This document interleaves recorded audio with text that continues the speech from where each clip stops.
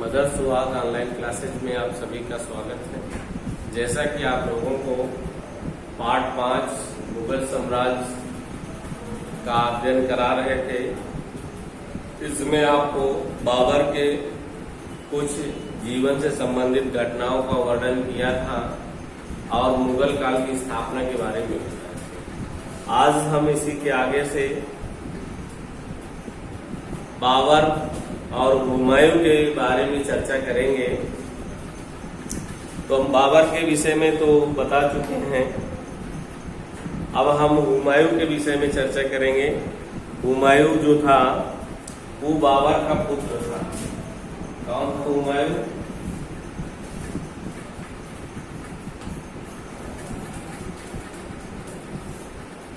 हुमायूं जो था बाबर का पुत्र था।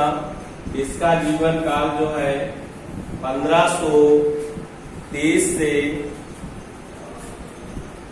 अब ये आपका जन्म 1530 में ईस्वी और इनकी मृत्यु जो है 1556।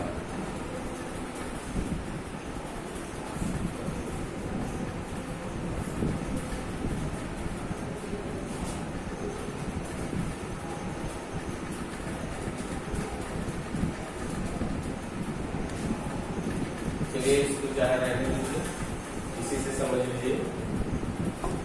जो हुमायूं बाबर का पुत्र था और बाबर के 4 पुत्र थे।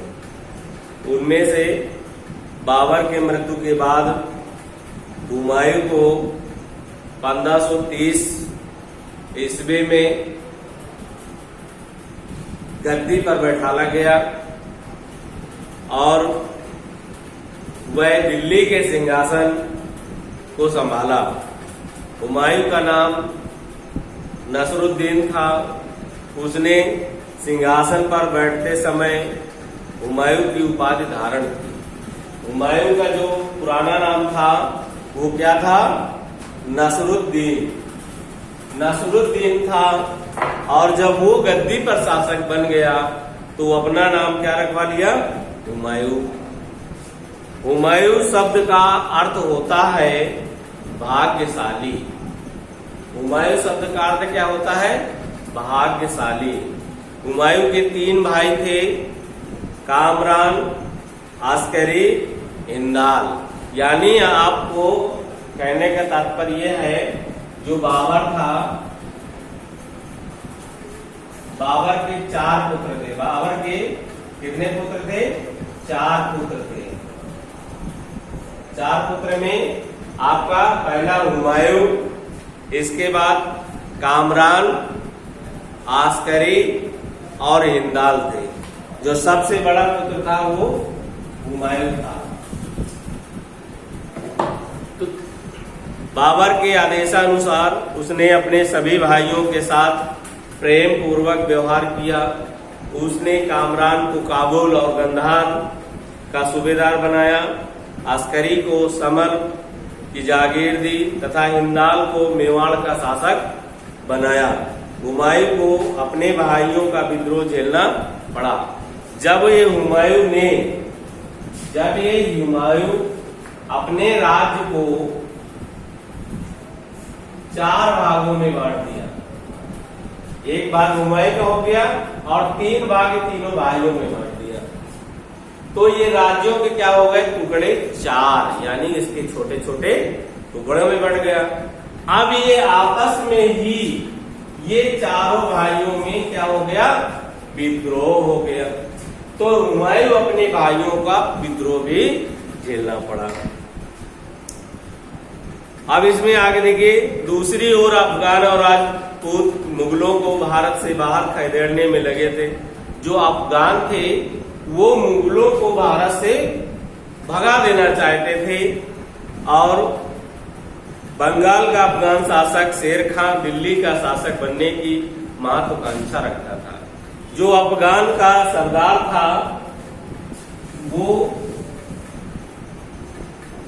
शेर खां। अफगान का सरदार कौन था? शेर खां। वो चाहता था कि हुमायूं को परास्त कर दिल्ली के शासन में शासन करे। इस उद्देश्य को ध्यान में रखते हुए 1556 ईस्वी में जब वह हुमायूं ने पंजाब, बुंदेलखंड, जौनपुर और बिहार में उठे विद्रोह को पूर्ण रूप से दबा दिया। 1556 ईस्वी में जब वह शेरे मंडल पुस्तकालय की सीढ़ियों से उतर रहा था, तभी लड़खड़ाकर गिर गया और उसकी मृत्यु हो गई। किसकी मृत्यु हो गई? हुमायूं की। यानी हुमायूं का जो शासन काल है बहुत समय तक नहीं चला, और पहले इसका शासन काल हुमायूं का 30 से 40 वर्ष, क्योंकि 40 में शेरशाह सूरी ने आक्रमण कर हुमायूं को परास्त कर दिया था और दिल्ली का शासन कब्जा कर लिया था। इसके बाद पुनः फिर दोबारा ये 1555 से 1556 तक हुमायूं फिर से दिल्ली का शासक बना, और दुर्भाग्य उसका रहा कि ज्यादा समय तक शासन न कर सका और अपने पुस्तकालय की सीढ़ियों से उतरते समय फिसल कर गिर गया, जिससे उसके मृत्यु हो गई। यह हुमायूं का इतिहास रहा। और शेरशाह सूरी का जो समय है वो अफगान शासक था। शेर खां का नाम ही शेरशाह सूरी है, ये अफगान शासक था। इसका भी शासनकाल जब हुमायूं को परास्त किया 40 से 45 तक ये शासन शेरशाह सूरी के रहा। इसके बारे में थोड़ा सा समझेंगे। शेरशाह सूरी बिहार के एक अफगानी जमींदार का पुत्र था। उसका बचपन का नाम था फरीद। शेर खां के बचपन का नाम क्या था? फरीद। इनके जीवन काल से भी संबंधित एक बहुत बढ़िया इनकी भी कहानी है, इस बाद में आपको बताई जाएगी। उन्होंने अपने मालिक को बचाने के लिए एक शेर का वध कर दिया था, तभी से उनका नाम शेर खां या शेरशाह पड़ा। जौनपुर में उसने अरबी, फारसी, इतिहास तथा साहित्य का ज्ञान प्राप्त किया। शिक्षा प्राप्त करने के पश्चात फरीद शेरशाह अपने पिता की जागीर को देखभाल करते सहस्त्राम वापस आ गया। कुछ समय पश्चात वह बिहार के शासक की सेना में नियुक्त हो गया तथा बाद में बाबर की सेना की भांति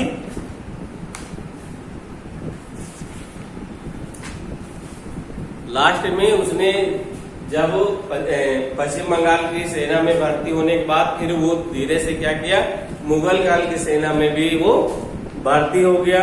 वहां उसने मुगलों के सैन्य संगठन का बहुत ही बारीकी से अध्ययन किया, यानी उनकी जो भी सैन्य संगठन था उसका वो बहुत ही अच्छे से अध्ययन और जानकारियां प्राप्त किया।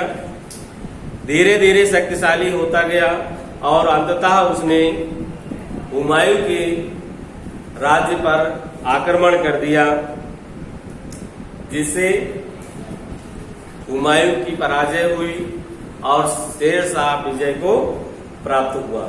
शेरशाह ने 1539 ईस्वी में चौसा के युद्ध में, यानी शेरशाह और हुमायूं के जो युद्ध की शुरुआत हुई थी वो 1539 से हुई थी और जाकर के वो 1540 ईस्वी में कन्नौज के युद्ध में पराजित किया। वह भारत का सम्राट बन गया। कौन बन गया? शेरशाह सूरी बन गया। तो ये आपका शेरशाह सूरी का संक्षिप्त परिचय रहा। आगे कल हम फिर से आपको समझाएंगे और आप लोग सभी बुक्स के माध्यम से याद करेंगे और अपने अर्धवार्षिक की तैयारी करेंगे। धन्यवाद।